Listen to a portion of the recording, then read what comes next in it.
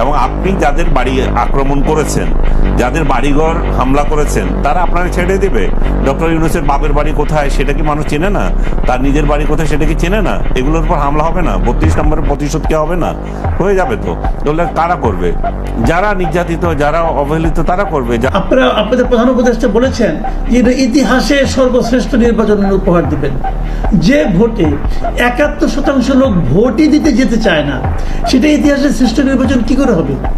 না, ওনারা মনে কি শান্তি বাড়ছে দেশের? রাস্তা দিয়ে হাঁটবেন, যে কোনো সময় আপনাদেরকে আঙুল তুলে বলবে এই স্বৈরাচারী দোষর, ওরা যদি আপনি পিটায়, একটা পুলিশ আপনাকে বাঁচাতে আসবে না। শেখ হাসিনার তো মানুষ অল্পতে ভুলে গেছে, ঠিক আছে?